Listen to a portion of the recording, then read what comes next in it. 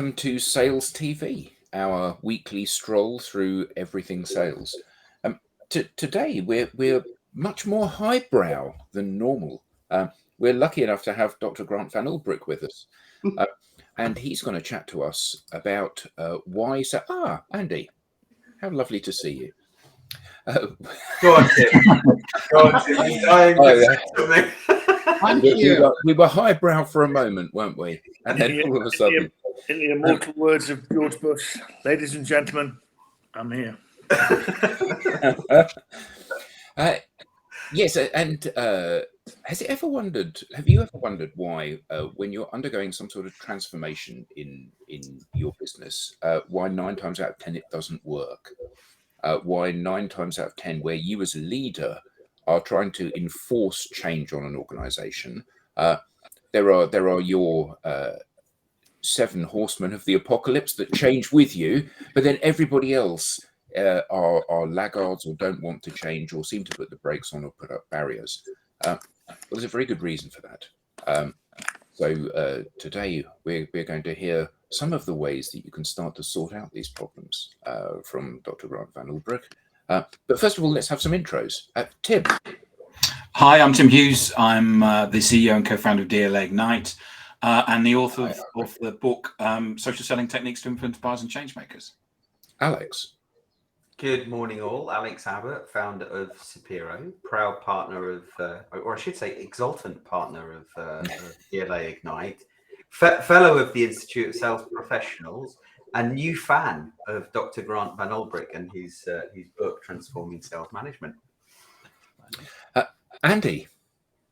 Just general good-looking bloke. To hear Dr. Grant. I've arrived thinking he should have a white cat because he's like Dr. Grant sounds like a Bond villain, and hopefully we're going to get a little insight into what the next Bond film's going to be. Myself, Adam Gray, co-founder of DLA Ignite with Tim, my business partner, and saving the best till last, like a fine wine. Dr. Grant Van Ulbrich, please introduce yourself. Honestly, I don't know who any of you are. I was just trolling LinkedIn this morning and on this show, so it's nice to see you. No, but in all candor, I'm Dr. Grant Van Ulbrich. Andy and I go way back, so it's good to see you again this morning. And I'm excited to be here to share all things sales and sales transformation with you all. It's an honor. Fantastic. So my in my intro, I said one of the things that we will all have come up against in our careers is that a transformation or a change is forced upon us in our working lives, and either it aligns with our view of the world, in which case we're for it, or it doesn't, in which case we are genuinely scared in some instances. And that fear of the change may manifest itself as us being scared and not enjoying what it is we're doing, or it might manifest itself in terms of us trying to put up barriers to stop that change from happening because we feel threatened by it. Now, this has always been a problem because I think in organizations, change has been a strategic initiative which has been taken on by the leadership team. And they've said, right, we're all marching in this direction, and then off we march, except we don't all march off. Oh, hello, Andy. Nice to see you. We don't all march off. So what can we do about this? What's the secret? What's in the box that you can open and show us that might help us overcome these challenges, both as organizations and as individuals? I guess that question is pointed to me. Is that right? Well, no one cares what anyone else has to say. Yes, we do. We're on a free ride, yeah. It's all about you today, baby. Well, the first thing, if you want to open a box, open this box. Transforming Sales Management. So it's my new book. It is Leading Sales Teams Through Change. So hopefully you can get that book. Exactly. I know some friends who have that book as well, too. So, it's really interesting. Actually, I started my journey years ago with Andy and actually bringing Andy into Royal Caribbean International into helping us in looking at sales and how do we build a sales academy that's based on sales science and sales psychology. Do you remember that, Andy? Taking a look at what we had, which was literally nothing. And so from there, the direction was I needed to go back to school, back to university. And Andy and the team knew that there was a master's program in sales and leading sales transformation. And in my 40s, I was scared to death. I was terrified. I thought, oh my gosh, how am I supposed to do this? Am I worthy? Can I even do this? I had such doubt every step of the way, to the point when I met Dr. Philip Squire, who's in charge of the academy and the master's programs. I flat out told him, I can't do this. I'm not going to be successful. My leadership is saying that I needed to do this in order to build a sales academy for our company. And he looked at me and he said, yes, you can.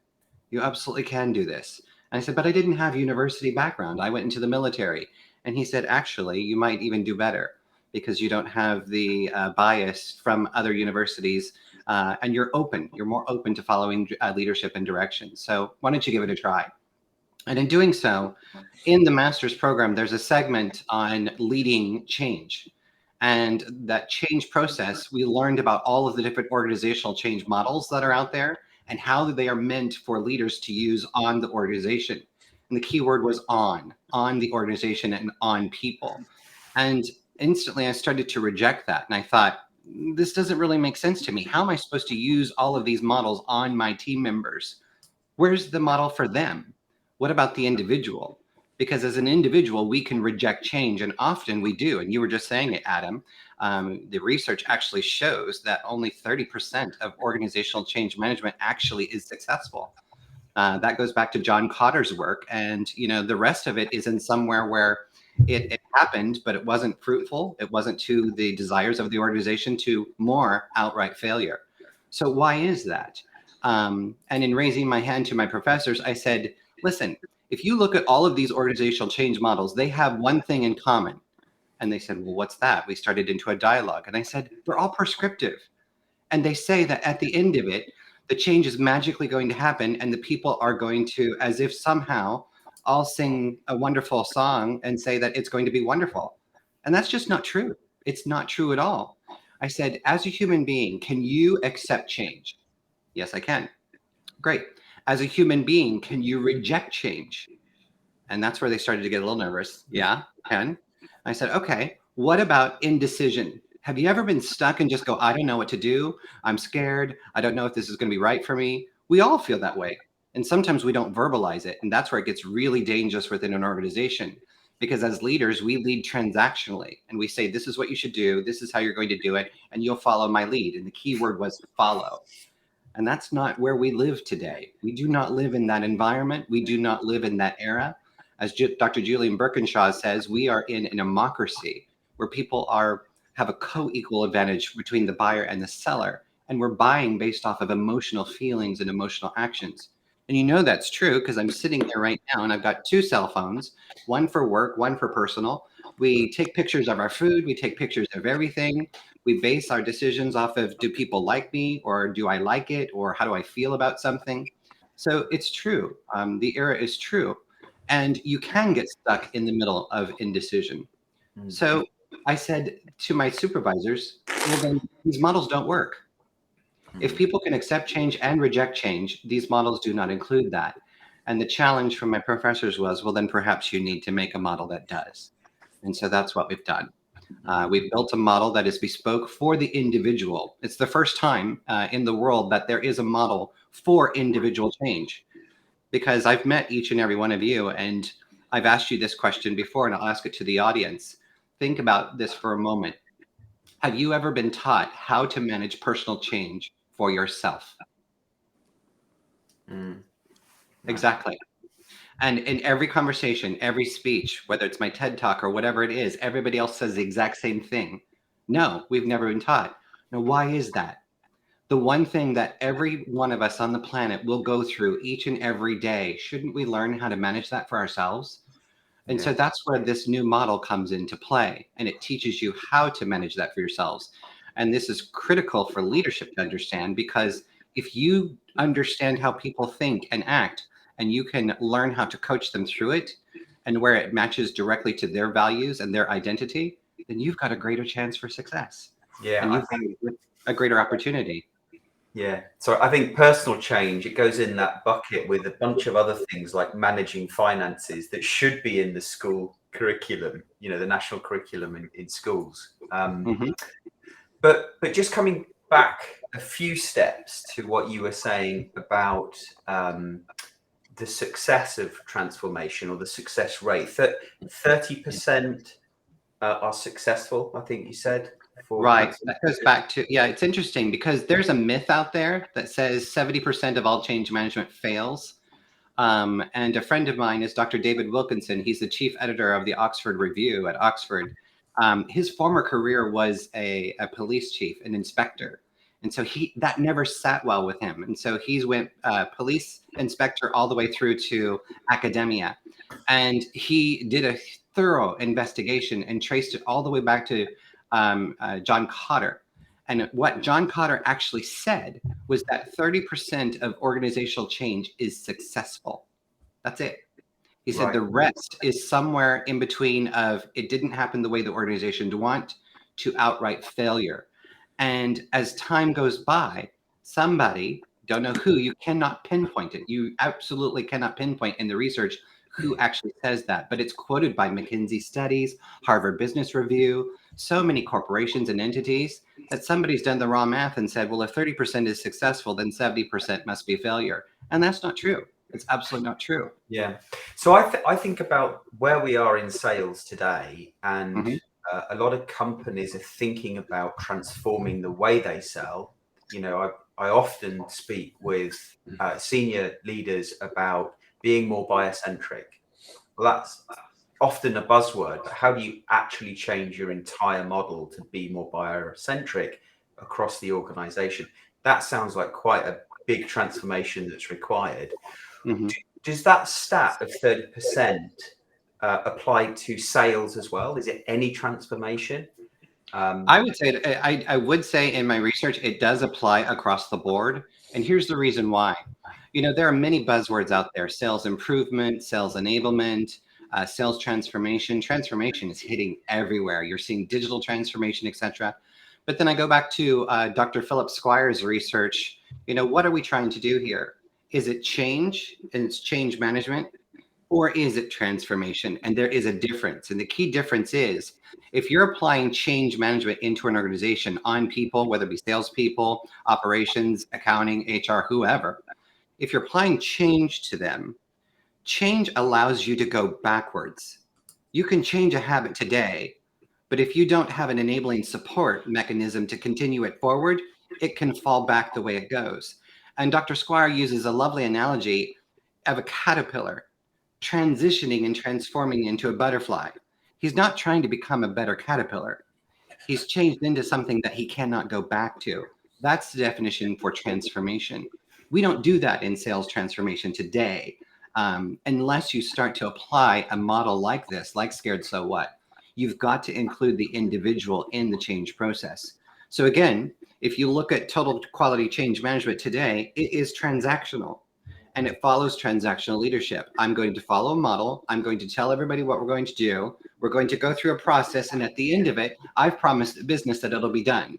And we'll be XYZ more successful. And Andy, you're shaking your head because we see this everywhere, every day. When in true reality is, if you don't bring the individuals on board, you're not changing anything. You might only get 30% because that's statistically where you can go. But if you want it to work, you've got to hit to individuals, which is where Scared So What comes into play. Once you've done that, everybody's on board, then you apply the organizational change model because you've got the team on board. Everybody's singing the same song. We discussed this briefly yesterday when we spoke, that part of the challenge is that many of us, old people like us, are still operating. Even if we're not operating, we're still envisaging change in the way that change has happened to us in our corporate lives, which is the person at the top has instructed, this is where we're going. And the concept of not being part of that change has not been something that we have ever entertained. I mean, we haven't been part of the change sometimes because we've not bought into it and we've not wanted to change. But the idea of verbalizing that and putting our hand up and saying, no, I don't accept this change, is completely alien to us. And I think that the overwhelming majority of organizations are managed in exactly that fashion, aren't they? I'm in charge. I'm the captain of this ship. I will chart a course and you guys will come with me on that particular journey. And that's about the size of it. There is no debate. There is no checking in with me to be sure that I'm comfortable with making that transition. There is no coaching me through that transitional process. So like you said, Alex, in schools, this is one of the things that should be taught. I'm amazed that in schools, the first thing that you're not taught is how to learn. They cram you full of knowledge, or they try to cram you full of knowledge. The idea of this is how you need to learn, this is how you need to adopt something is alien because it's never taught. And that's obviously reflected in the fact that only 30% of transformations work, because actually it's not playing to how people operate. So Grant, talk us through what is the process of me changing? How do I need to go through that learning? Yeah. So the model that we put into research was to embrace people's fears. And if you can think about a change process that happens to you, it's not that you're afraid of it, it's that your body is telling you something is wrong. So it doesn't matter if it's a positive change, like you just got a promotion, or you got a new job, or you're getting married, or you got a new account, a big new account, which means a lot of responsibility. Those can all be positive change experiences. But what happens to you? Your mind starts to race. You start to breathe faster. Your heart starts to beat a little faster. Maybe you get goosebumps or you break out in a sweat with nervousness and anxiety. Why is that? Because it's a positive change. It's supposed to feel good. Well, your body and your mind is telling you, hey, this is a change and I need to get my mind around it. I can't compute it at the moment. So don't make assumptions. That is the danger zone. And that's typically often what we do, whether it's a positive change or a negative change. So what the model is about is embracing change, right? And instead of making an assumption about it or a panic reaction, like for example, think back to yourselves whenever you've had a change situation happen in your life. Alex, when you're younger and you had a change that maybe you're starting school, something new that's panicking you. You go to mom, dad, brother, sister, whoever it is, and you go to them and say, I don't know what to do. What do they say to you? My mum was a transactional leader. Yeah. There you go. Did she just say, just get on with it? Just get on with it, Alex. Yeah, exactly. And that's common because our parents, our supervisors, our teachers, our professors, they haven't learned how to manage personal change for themselves. So the best they can offer you is a platitude that says, hey, you'll be fine. But it doesn't make you feel good. And your mind and your body is saying that. So you go away stuck in assumptions of what you can do. So the model is scared, so what? Embrace the situation, embrace the change, and start to break it down so you can have less anxiety, less stress, less worry and fear about it, and say, right, am I surprised about the change? Am I conflicted about the change, or do I champion the change, positive energy or negative energy? Or even in between, am I feeling neutral about it? What actions could I take is the A. So action in sales is the heart of everything we do. If you generate an action, information points come in. The same thing happens within dealing with personal change. If you ask yourself what actions I can take, do I do research? Do I call Andy as a friend? Do I ask Tim's advice? What do I do? By getting information, you're now starting to critically reflect on a change process and you're putting assumption away. Yeah. So you can certainly call me, but I'm not probably going to answer because exactly. So I love that. And I think if it's driven by the individual, they're making the choice based on, they're making the choice of which actions to take based on their feelings, their emotion. Fantastic. But is there not a risk that leaders will still try to manipulate the outcome rather than coach of their? Yeah, absolutely. Every day. It's going to be difficult to change, a leader's beliefs and traits, right? Transactional leaders by nature are transactional leaders, but they're not followed. You're not, if you lead only as a transactional leadership, I'm sorry, your role will be short-lived. And that's evidenced time and time and time again, as we've all seen. How many transactional leaders would lead in a style to say, you must be feared, you must do what I say, you must do what I do, and tell you. And how long does that last? You just lose people left and right. But if you function as a transformational leader, then you're not afraid of opinions, thoughts, contribution, employee development. You're not afraid of coaching. You actually use coaching as your main methodology to develop others and to invite ideation into the conversation. So you're absolutely right. If you're a transactional leader and that's the way you live and breathe, you're going to be spot out really quickly once the individual learns how to manage change for themselves. So it is a risk. And it's a risk for leaders. Yeah, we need to teach the leaders within these organizations about how to help their people manage the personal change they're going through. Absolutely. No, I think you could go one step back. We've talked about this. This comes down to addictive leadership versus vulnerable and authentic leadership. And if we look at what Grant and I have done, and some other people like Grant, like Ben Dorks, John Nicholson, some of the people in the Leadership Fellow Network at the ISP who look like Grant, these are authentic, vulnerable leaders who decided to challenge themselves, and consequently people will follow that. But there is a huge amount of addictive leaders in sales who are going, this worked for me when I was 25. This worked for me as I came through the ranks. I use the word ranks loosely. Yeah. It therefore must work today. And I think somebody's comment about, and Grant said this, it's someone standing up going, here's a business problem that the business has decided is a problem. The business has decided where we need to go. We don't care really where we are, and you're all going to follow. Thank you. And then we'll decide whether it's successful or not. And it's like, really fascinating, and we talked about it last week. There's 5 Ps that I look at in my role at Cranfield and my role in the ISP, which is product. Most people have got a similar product these days. Pricing, anyone can copy your pricing. Anyone can use a sales platform. Most people have got access to the similar ones, and most people use similar processes. The difference is your people. And what I love about the book is actually challenge this with the leader and the CEO of OT Group. And we said, what makes your people different? What makes Royal Caribbean's people different from Virgin Cruises? And it was a stunned silence, and it was then personal brand. And it was like, that's the piece, isn't it? It's what I really love about your research is you're dealing with that piece about how people develop and move themselves from one place to another through choice. Yeah. I think a risk we have, and I'd be fascinated on your views, is we did it last week, the week before. We Googled around and went, how many sales and marketing roles are there in the UK in B2B? And it's fallen off a cliff this year by 100,000. Wow. And then if you look at how many open roles there are, Grant, there's about 105,000. So that would lead me, I know it's dirty research, but that would lead me to go, people don't want to be in sales anymore. So we've got to tackle as well, using your model, is how are salespeople bought into wanting to be in sales?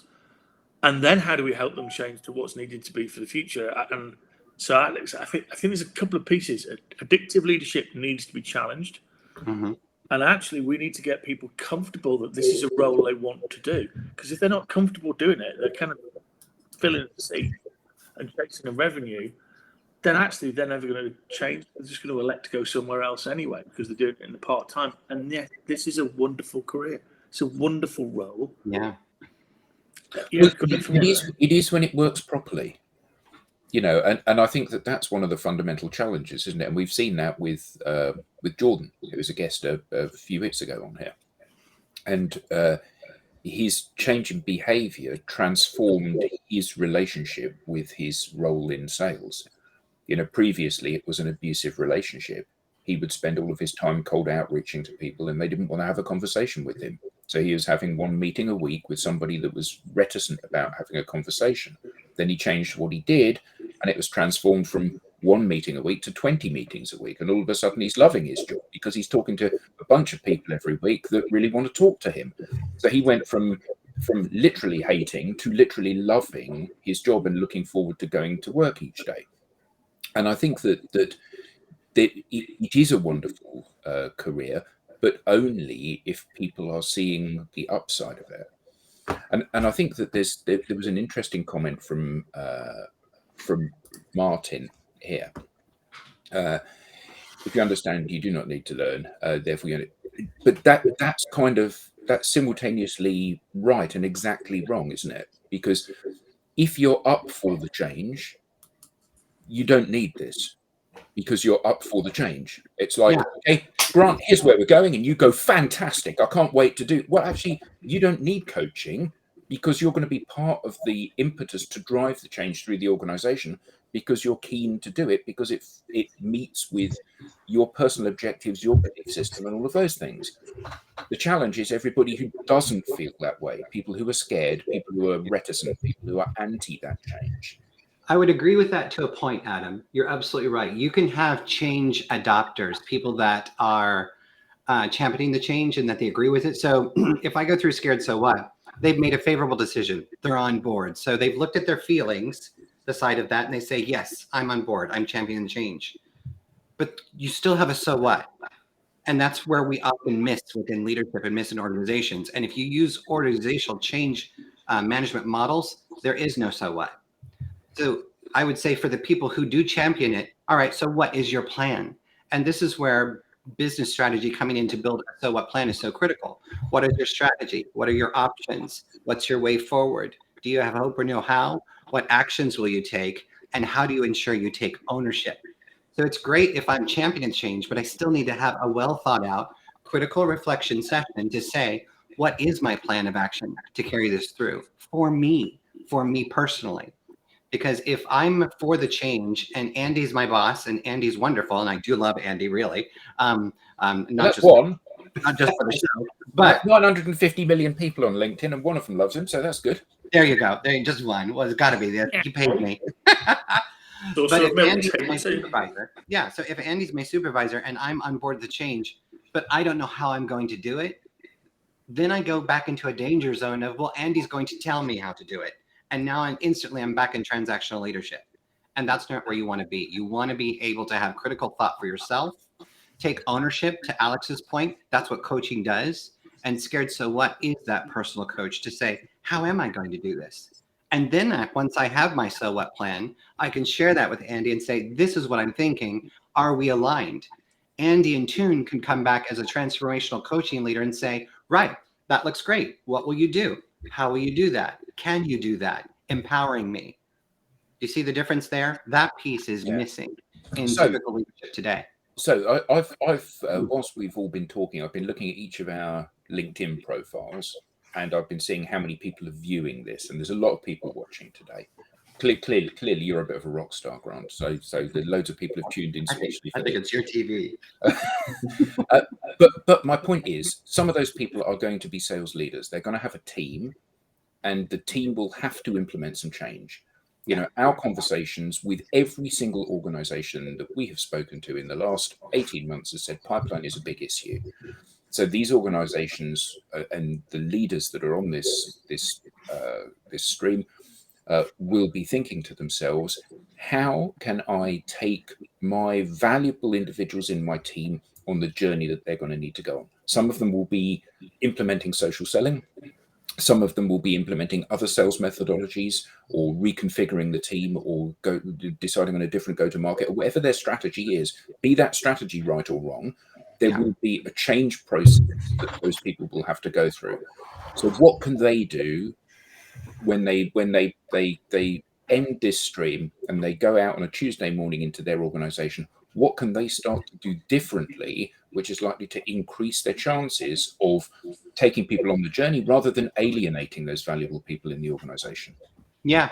Well, actually, what I would say to them is there is a tool that they can actually take and apply today. Absolutely today. As soon as we hang up this call, they can do it and start it. But I would encourage each and every one of you listening to this show today, if you are a leader in sales, as Andy says, you have got to learn how to be transformational and lead in a way that employs coaching, development and fosters an open relationship that expresses vulnerability.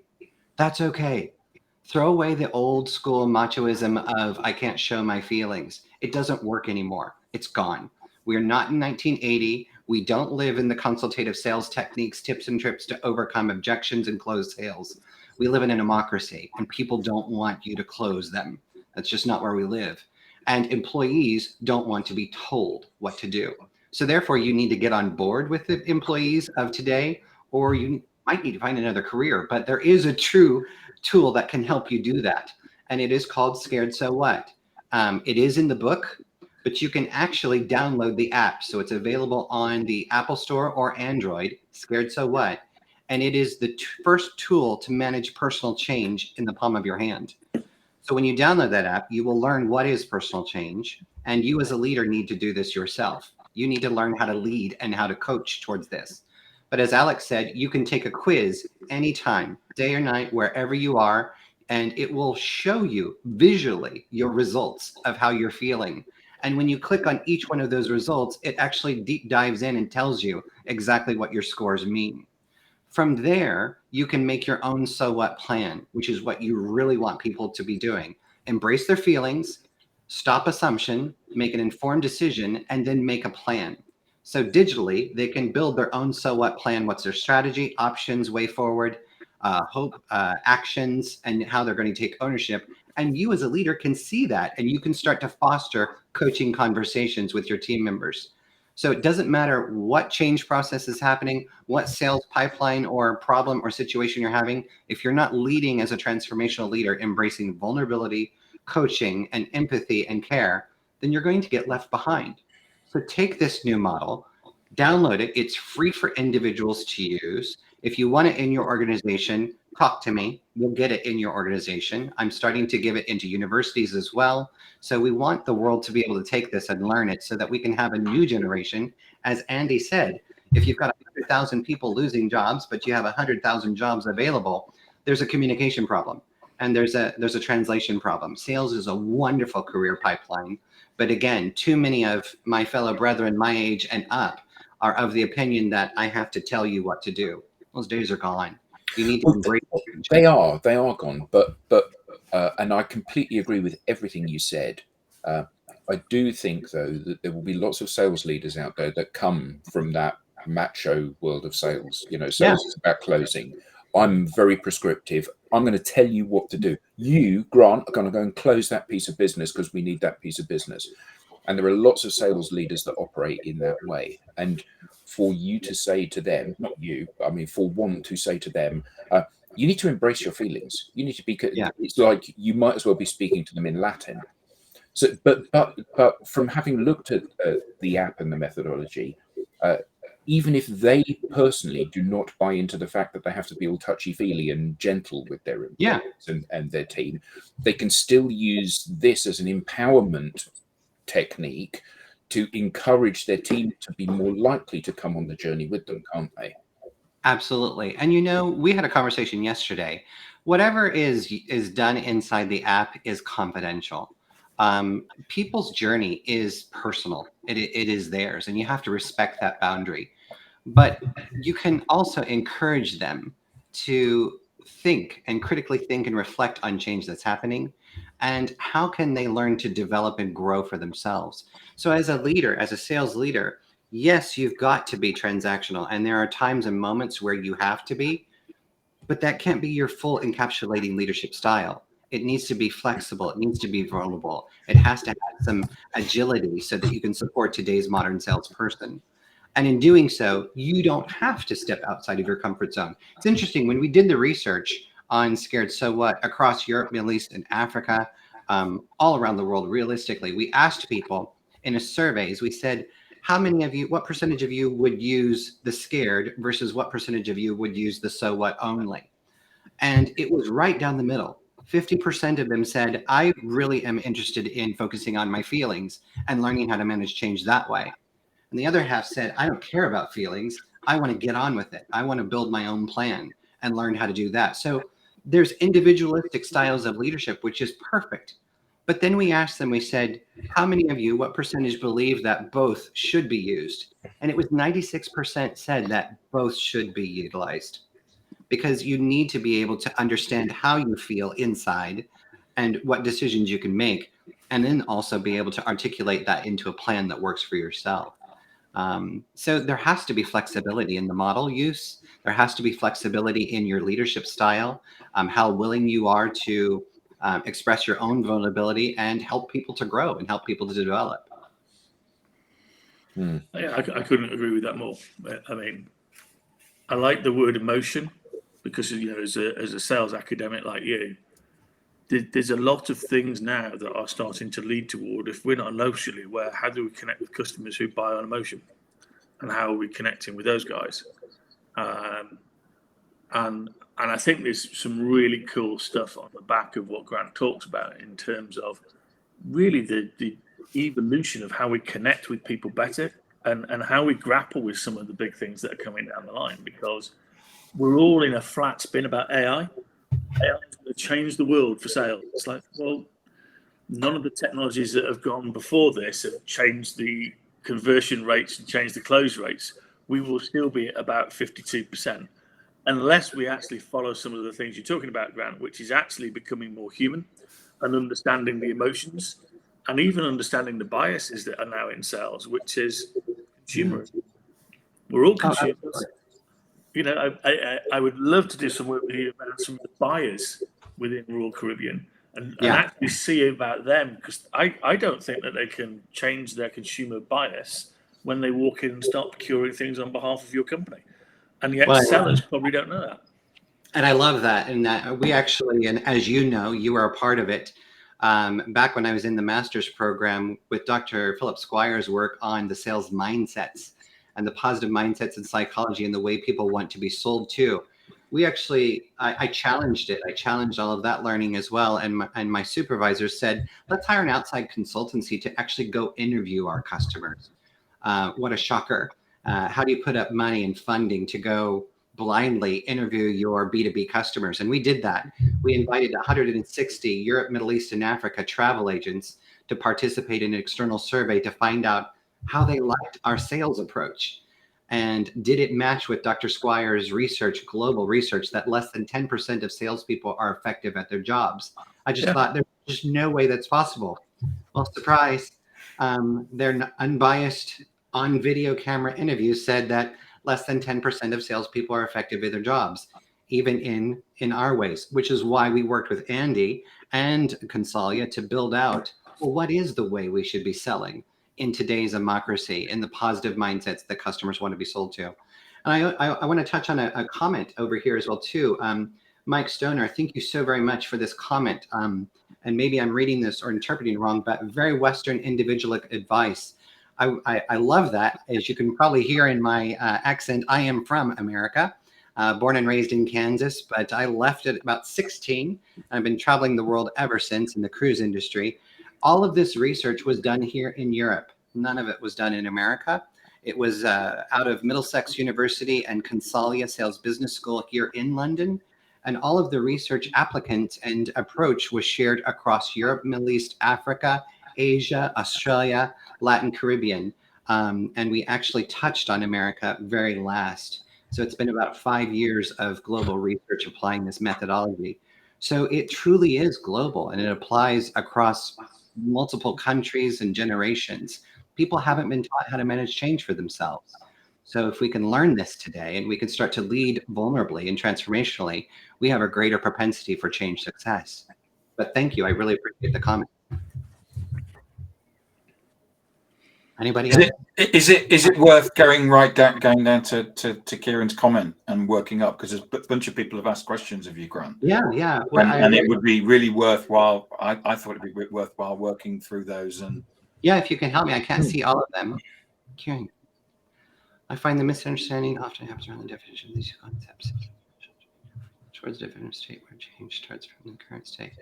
Yeah, absolutely. I would agree. They are very different concepts. You look at change, a change process, changed within an organization typically is thought out, is planned, is get everybody on board. We're going to do this on this date, on this time, and we're going to start. here's our communication plan, here's our process plan.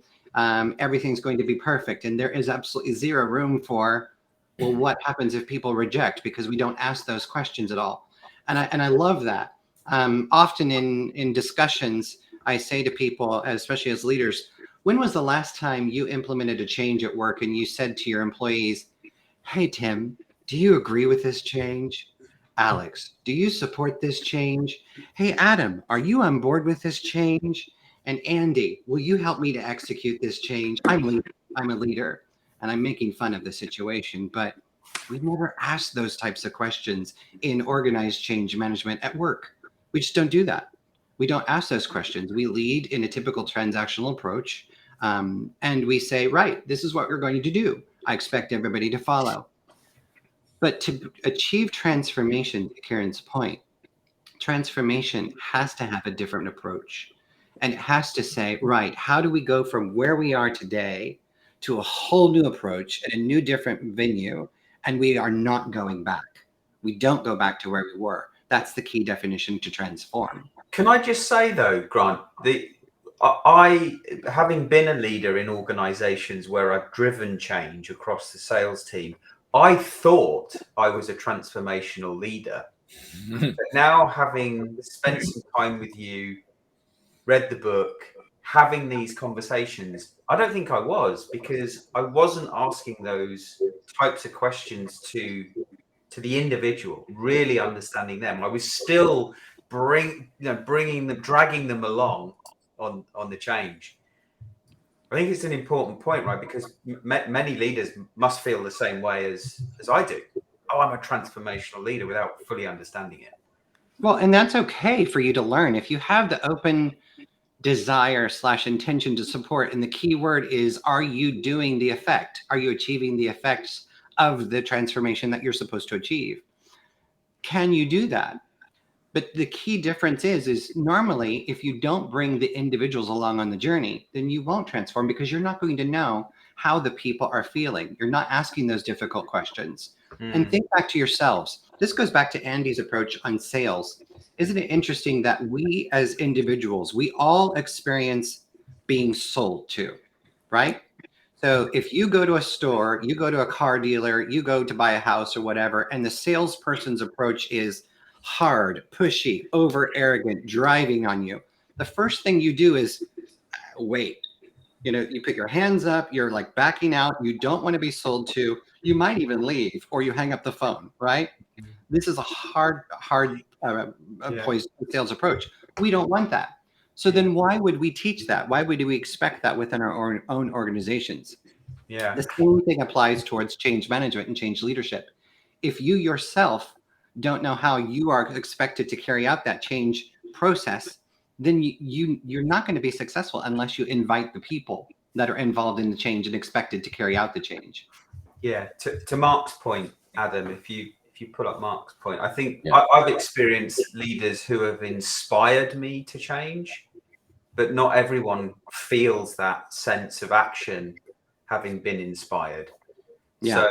So, Mark, I think, I understand what you're saying, but I do think what we're talking about here is very different, and it needs to come from the individual. I think the other thing is that it's very easy to, you're at the front, you're leading, come along, chaps, we're going into battle, and you assume everybody's behind you. And even if they are following you, you assume that their heart's in it. Assume. Keywords assume. Assume. Yeah, exactly. How many times do you see that great leader? Come on, gents, we're going. And the team are actually going, oh God, here we go again. He's motivated. But even the caring leader, even the caring leader that says, no, are you with me? Come on, and there's still a lot of people left behind then, or people say, just politely saying, yes, okay, I'm with you, when they're not really. I think that's the key point, isn't it? So unpacking that and saying, come on, Alex, you and I sit down, we'll have a conversation. You can tell me what you're scared of, because this is a scary process, and really try to draw that out of you. Now, obviously, we've now got an app for that, but that conversation bit, checking in with each of those individuals and really unpacking their feelings around this, is something which has been completely ignored. Because what this is have you affirmed that you're up for this? Yes, Yeah. I have. And the reason I have is because the 20 other people in the team have affirmed it. And I'm not going to be the one that says, well, actually, I'm not sure of this. Now, the irony is that maybe 19 of the other 20 people in the team are all in exactly the same space that I'm in, where they're saying it because they think that's the expectation of everybody else. There's also another big, sorry, Andy, there's a big assumption, and I want to acknowledge Ahmed. He's got a key word here called, what about resistance to change? And there, I hear so many times, well, people are resistant to change. People are just resistant. That's just the way they are. And that's simply not true. If I go back to what we said earlier, how many of you have been taught how to manage personal change? None of you could say yes. And I get that every single time. So it's not that we're resistant and people are constantly resistant. We don't know how to manage it. So when you get through the scared process, the R is receptive or rejective. So as a leader, if somebody is rejecting the change, if they take the scared quiz on the app, and you can see that actions is red and explore is red, which are the action items to generate information, more often than not, it's because they didn't take the time to generate information. They went straight to assumption. And so it's not that they've rejected, they've assumed, and they haven't taught themselves how to break it down and critically reflect the change process. When you do that, when you bring in information, then all of a sudden you can start to make an informed decision. And that's a different outcome and a different output. And when you make an informed decision, if you still are rejecting the change as a leader, all right, well, so what can you do?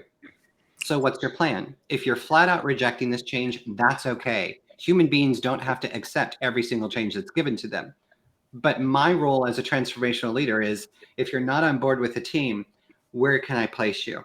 Where do you need to go? Because this is the direction. But now you're being inclusive of the individual. Does that make sense? Yeah. I think there's a really interesting to close out on. All of this massively disappoints me. Not what you're doing, but because we've just opened this massive can of worms. And I talk to leaders around the world, and it fundamentally comes down to, we do not give salespeople individual choice. Mm-hmm.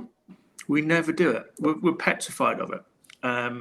There has been some research, I don't know if you've uncovered them, Artis and Harris, 2007, found out that salespeople were theoretically and research the best people on the planet to direct their own learning capability. We just don't give them that. We just tell them it, because if I have got 200 salespeople, the last thing I want is to give 200 people the opportunity to do 200 different things.